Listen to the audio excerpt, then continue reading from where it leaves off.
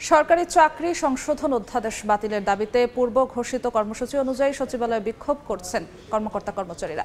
এই মুহূর্তে সেখানে আছেন সহকর্মী প্রসূন আশিস। সরাসরি যাচ্ছি তার কাছে। প্রসূন, দেখুন, গত 25শে মে সরকারি চাকরি সংশোধন অধ্যাদেশটি জারি হওয়ার পর থেকেই কিন্তু সচিবালয়ে কর্মকর্তা কর্মচারীরা এটি বাতিলের দাবিতে আন্দোলন করে আসছে।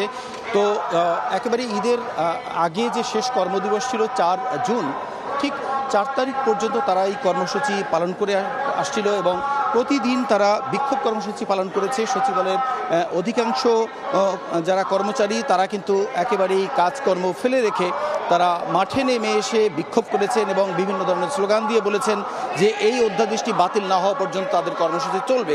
তো শেষ কর্মদিবসে তারা ঈদের জন্য আবার এটি বিরতি দিয়ে ঠিক 16ই জুন থেকে আবার তাদের এই বিক্ষোভ শুরু করবেন সেই ঘোষণাও দিয়েছিলেন। তো পূর্ব ঘোষিত এই কর্মসূচি অনুসারেই মূলত আজও সচিবালয়ে সকাল 11টা থেকে তাদের বিক্ষোভ কর্মসূচি চলছে। বিক্ষোভ করে যাচ্ছেন। এই মুহূর্তে আমরা রয়েছি সচিবালয়ের জনপ্রশাসন ভবনের নিচতলায়। এখানে জনপ্রশাসন এবং মন্ত্রিপরিষদ বিভাগ রয়েছে এবং এখানেই তারা এখন যারা কর্মচারীরা রয়েছেন তারা একত্রিত হয়ে সমাবেশ করছেন এবং এখানেই তারা বক্তব্য রাখছেন। একটু আগে যেটি ঘোষণা করেছেন যে কিছুক্ষণের মধ্যে এই সমাবেশ শেষ করে তারা মূলত গৃহায়ণ ও গণপূর্ত উপদেষ্টার কাছে একটি স্মারকলিপি দেবেন। ঠিক ঈদের আগেও বিভিন্ন উপদেষ্টার কাছে তারা এভাবেই স্মারকলিপি দিয়েছেন। তো আজকের মূলত তাদের কর্মসূচি এই পর্যন্ত থাকবে। কিছুক্ষণ আগে আইন উপদেষ্টা ডক্টর আসিফ নজরুল যেটি আমাদের জানিয়েছেন যে এই যে সরকারি চাকরি সংশোধন অধ্যাদেশটি হয়েছে সেটির ভিতরে কিছু সঙ্গতি রয়েছে, উনি সেটি স্বীকার করেই বলেছেন।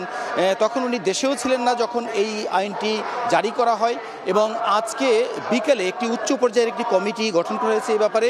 এই কমিটি আজকে বিকেলে বৈঠক করবে বলেও আইন উপদেষ্টা আমাদেরকে জানিয়েছেন। তো সেই বৈঠকটি যদি হয় সেখানে কি সিদ্ধান্ত নেওয়া হলো, এটি বাতিলের ব্যাপারে অথবা এটি পর্যালোচনা করে কোনো নতুন কোনো সিদ্ধান্ত নেবে কিনা মূলত সেটি আমরা হয়তো জানিয়ে দিতে পারবো। তবে কর্মচারীদের ঘোষণা হচ্ছে যে এটি বাতিল না হওয়া পর্যন্ত এই কর্মসূচি তাদের চলবে এবং বিক্ষোভ কর্মসূচি চলবে। এই ছিল সচিবালয় থেকে সবশেষ তথ্য এই সরকারি চাকরি সংশোধন অধ্যাদেশ বাতিলের যে বিক্ষোভ সে ব্যাপারে। সচিবালয় থেকে সরাসরি যুক্ত হয়েছিলেন সহকর্মী প্রসূন আশিস।